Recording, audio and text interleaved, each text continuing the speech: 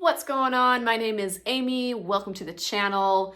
Feel free to say hello in the comments down below. And to get things started, let's talk about the trades for Wednesday. And I'm going to share with you my new updated 3 strikes exit rules for a trade. Now, I do mostly scalp trading. I am kind of following as best as I can Ross Cameron's trading strategy for beginners. And though, my goal is to do 20 trades like Ross Cameron, I'm adjusting as I go to kind of adapt that for, hey, I'm 6 months trader, not taking huge share sizes or anything like that. And I'm not jumping in on as risky or as volatile stocks sometimes as he does.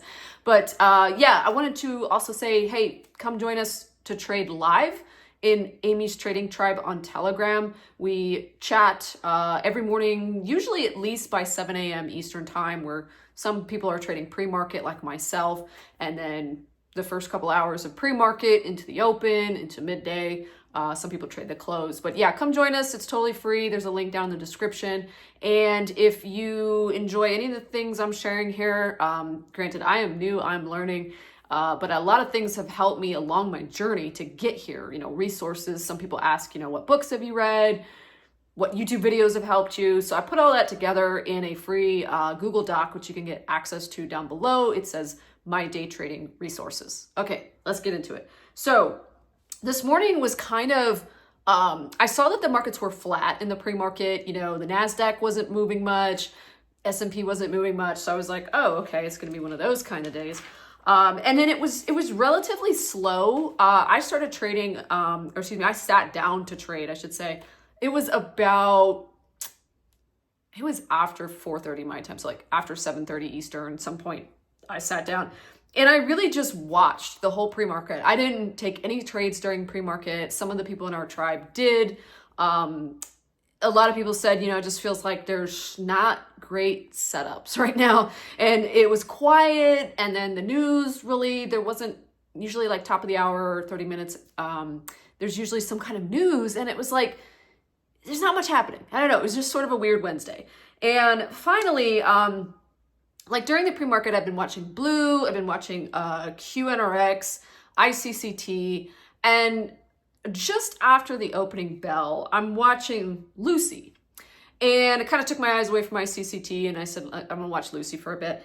And I decided to get in 5 minutes after the open, and basically the setup I was kind of seeing was, hey, if it breaks the high of day, which was about 320, then I'm going to jump in. So that's what I did. And, it's one of these cases of like, hey, it's following the strategy where Ross says, you got like this little pullback, and when you see like the next high, the next candle make a high, go for it, right? And this was a 50-50 shot of it continuing that high. Unfortunately, it didn't for me, but I've got a line here on my chart, this little X line right here, where I was getting in as it was coming up, so it was about to make the new high, and I got in at 318. So perhaps that was on me, jumping the gun a little bit. I bought on the ask, and then, instead of it continuing that high, it was, like, no, let's keep on going downward. And I'm looking at my chart. I think this was a screenshot of the 1 minute, if I'm not mistaken. I don't know why it doesn't show that. But yeah, this was Lucy. I'm in and out because I basically picked my stop, and I was like, if I see it dropping, let's see, I got out at 297. That was pretty much exactly where my stop was, because I said, okay, like, I didn't have a ton of room, and, granted, this is like a $3-ish stock, so I was kind of looking like the bottom of here, and so as it came flushing back down, I'm getting out right here. So I followed my rules. I had everything written out before I got in the trade, like I've kind of said the day before, and in this past couple weeks, that I was looking to become more conscious and more prepared to get into trades, where before it was just like, oh, it's moving, let me jump in, and then figure it out later. Now it's like, no, I'm jotting things down and like ideas of where, you know, I think I might get in. I had my, you know, target high of day. I had my potential take profit area. That didn't happen. And then I had my stop, you know, and I was just like, okay, we know where we're going here. So I also decided to take Ross Cameron's advice about like, he says when he's starting that first trade of the day, he's taking a quarter position size. So by no means am I trading a large size at all. I've been trading 5 shares at a time. And I decided, you know, let me just jump in the day with 2 shares. Like, let's see how that goes. And so this trade only bought 2 shares of Lucy. And I took that, you know, that loss and stopped myself out. By the way, it was after the open. I could have used an actual stop loss order, but I've just gotten used to trading in the pre-market now, hitting the button. So I sold on the bid, and it was minus 43 cents for that trade. Literally didn't even last a minute, but I was just proud of myself. I stuck to my strategy, stuck to my rules. Just that trade just didn't go in my favor. It happens. Okay, so next I was watching back again at ICCT, and this was at 9:44 a.m. getting into this trade. And this one, I saw the surging, and I saw like, okay, let's get in quick, because it was just about to break the high from that morning. And you can see like my pink line. So this is, my chart's going to show 2 trades for this one. And this is a 2-minute chart. This is my first time using a 2-minute chart. So shout out to the commenter on my channel who suggested trying a 2-minute, because it really cleaned up the noise on the 1-minute chart, and it gave me more information for, you know, kind of the scalping side of things by being 2 minutes instead of, I've used 3 minutes, I've used 5 minutes in the past. But I really liked the 2-minute chart. So I get in at 3:30 and I scalped it because I was like, it immediately went green and it was going up. And I said, you know what? Something just told me to grab and go.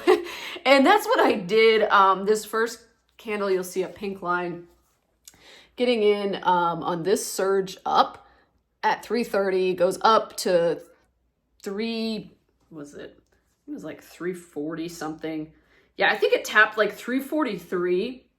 And by the time I'm hitting sell on the bid, it was 338. So a little tiny scalp, or whatever it was. I got 18-cent profit on it. You know, again, 2 shares, nothing crazy. So I didn't make up for the first loss, but my thinking was correct here in that I just felt like this was my window. I really, you know, I've talked about in the past of like look for your indicators and stuff.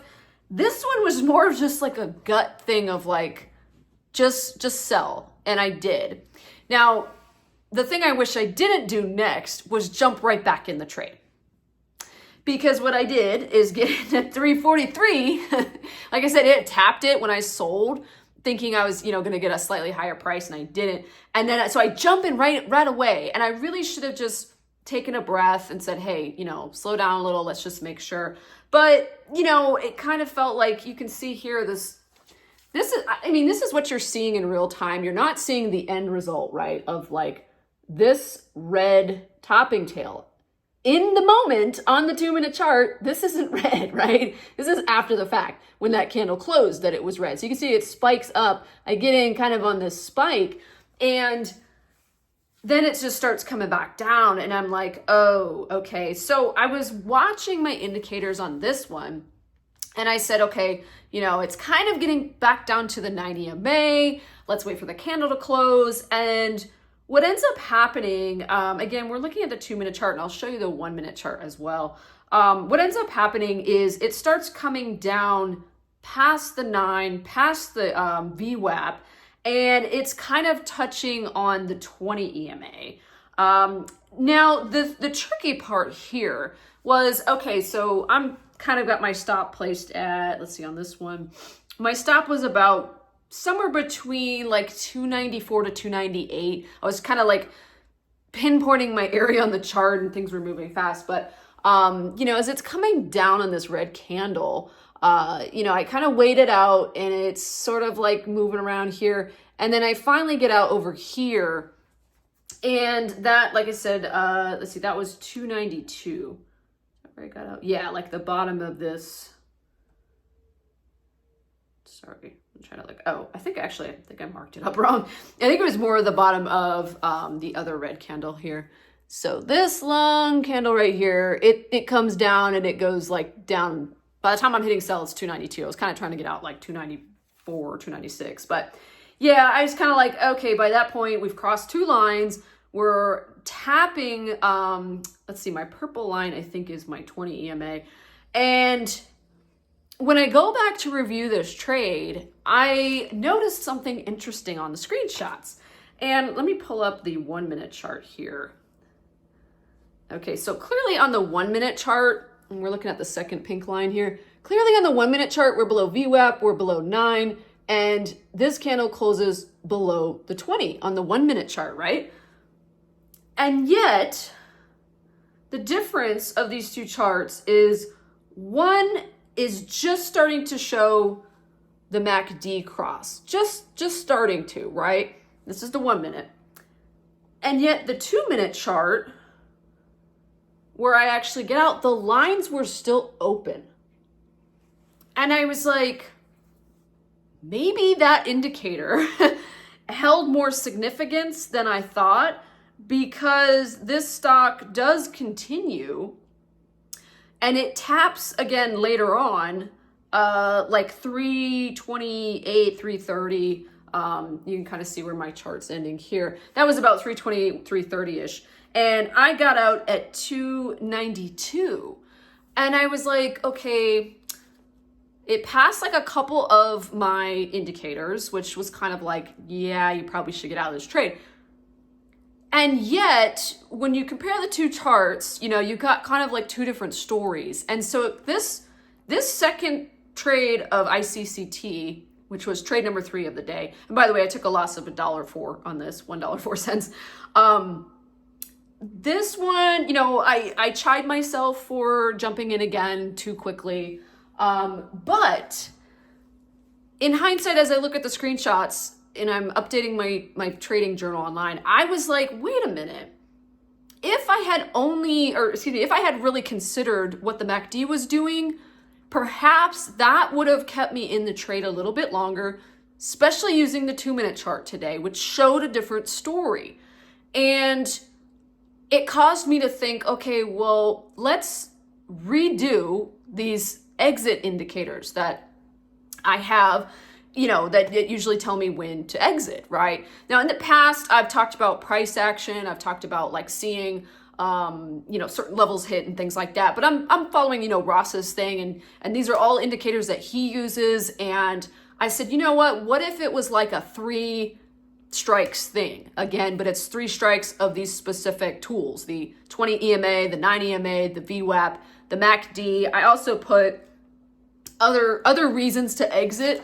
Would be seeing a large buyer, a large seller on the level 2, which I'm trying to train my eyes to see better, and seeing volume bars increasingly red over green. Now, I will say, you know, it was kind of a tough call. Like, again, this is the 2 minute. It's kind of a tough call with like, you know, it was sort of, you know, buyers and sellers. Like, it wasn't clearly obvious that the sellers were going to take over in the live moment in time of that trade, because that volume bar is still moving, right?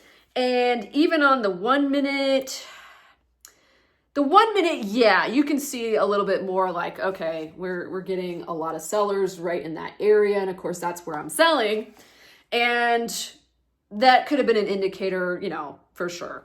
But I really feel like if I'd looked at the MACD a little more, like if that had weighed a little bit more in my decision, then I may have stayed in the trade and I may have gotten out at a different price point. You know, I probably still would have been a loss. It was going to be a loss trade. I should correct what I said before, because I think I said it could have been a profit. No, it probably still would have been a losing trade, because I didn't see it come back up to where I bought in at 343. It didn't go that far high again.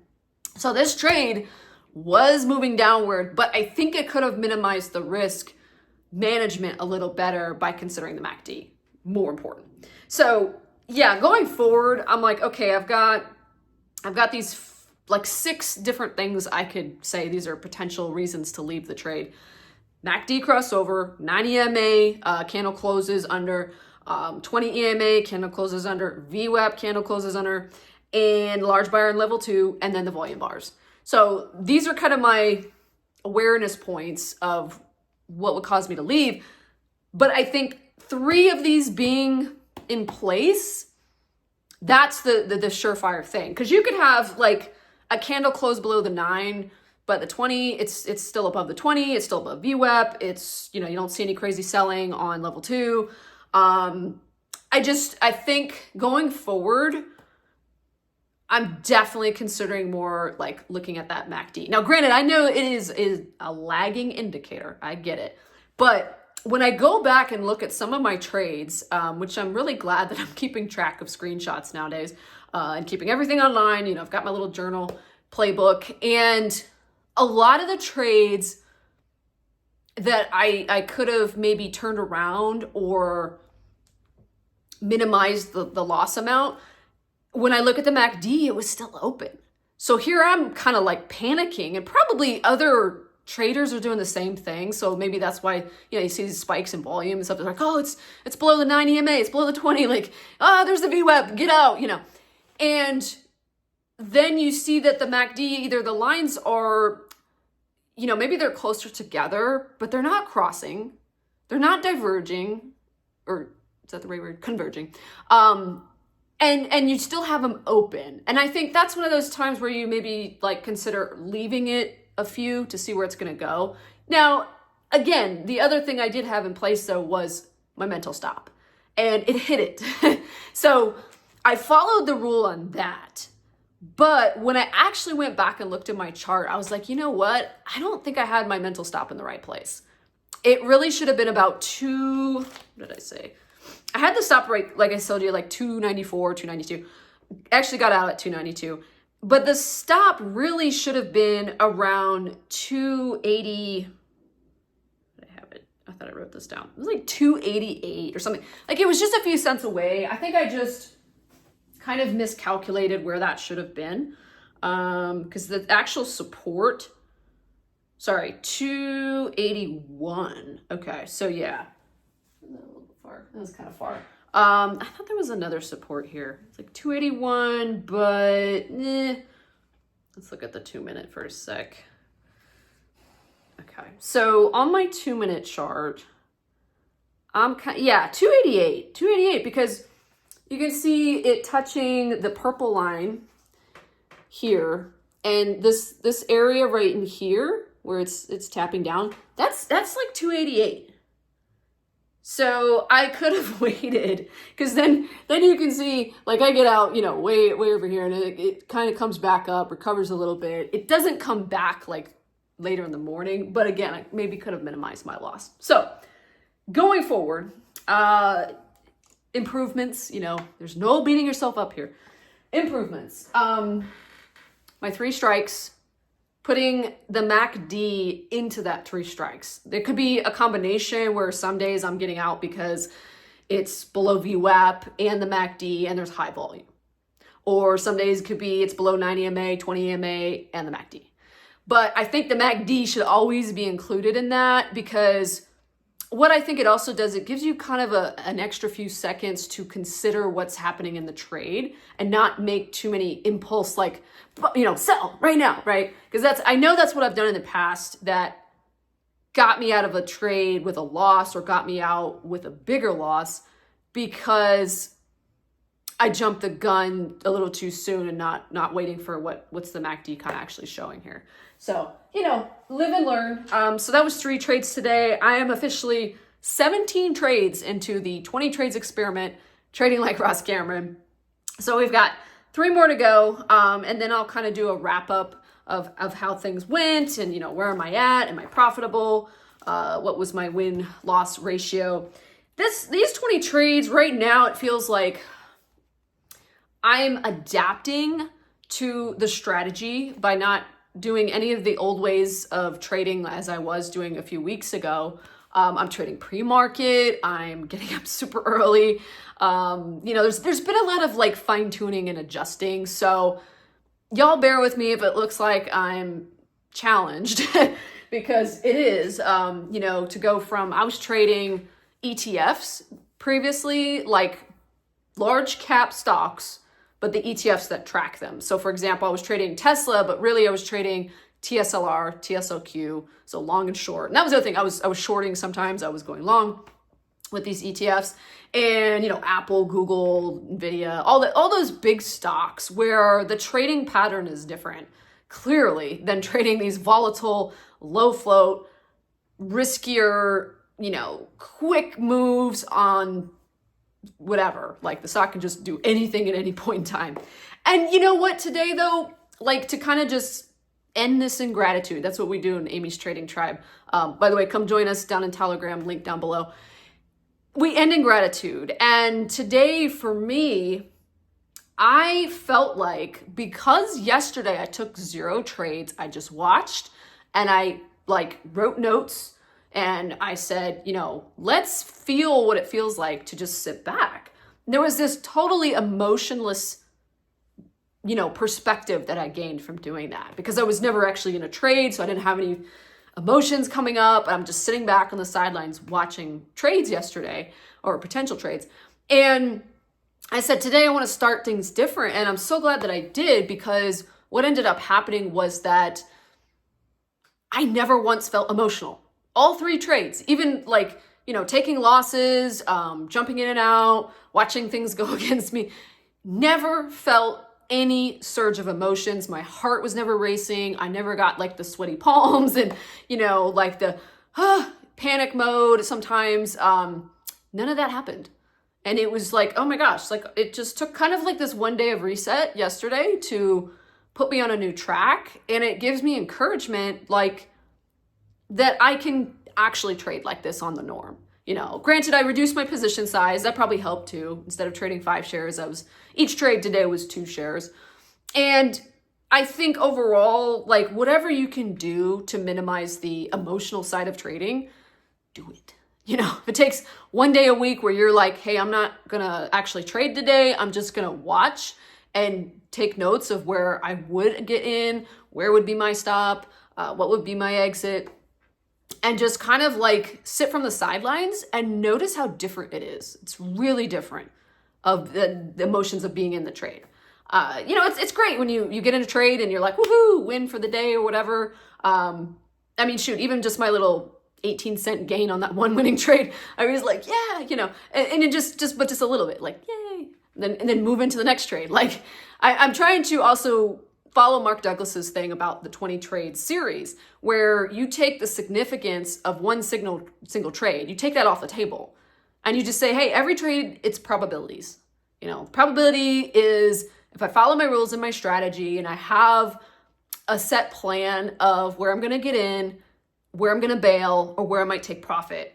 Those are the things you can control, right? Because you've planned it out.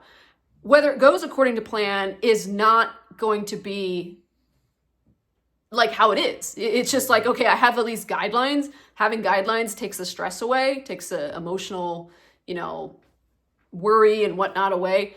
And then you just follow the plan. So that's what today felt like. It was great. Tiny $1.29 down for the day.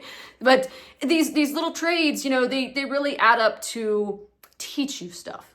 It's one of the reasons I don't paper trade. I only do real money, because even just trading these little 2 shares, 5 shares, whatever it might be, I'm still working at the emotional side of trading.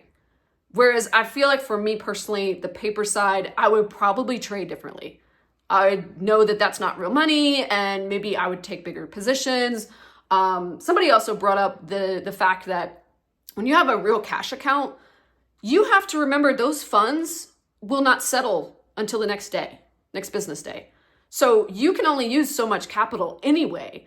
But let's say you have a paper trading account, boom, those funds hit your bank account, hit your trading account immediately after. So you could just keep trading the same $1,000 over and over, or whatever it is. So I thought that was a good point to who brought that up in the comments. So good job. That's all I got for you guys. Hope your trading week is going well. So far I'm in the red, but every trading day is a lesson learned. That's really all that's important to me right now, is like just improve. Small daily improvements is all I care about. And I hope that you're getting you know, some ideas, or don't do this, like learning and watching from me. And I appreciate all the comments, the likes, you know, everybody coming in to join the trading tribe. Again, link down below if you want to come trade with us live. Like I said, typically we're starting, you know, 7 a.m. Some people are in there at 6:30 a.m. kind of looking at scanners and whatnot. And everybody's very sharing and open. You know, I was taking my time today to write my trades down, and then I would like post it in the chat of where I would get in, and like, hey, here's my mental stop. And it's kind of like an accountability group in a sense, because you've got other traders there and you're telling them like, hey, I'm only going to do this today, and they hold you accountable and whatnot. So it's a good vibe, good place to hang. And then check out my day trading resources down below. I've been linking some of Ross's favorite videos that have helped me thus far, like learn his strategy, learn the technical indicators, you know. Some of the mindset stuff is good stuff too. So down below, feel free to put your email and get it for free. I'll see you guys on the next one. Take care.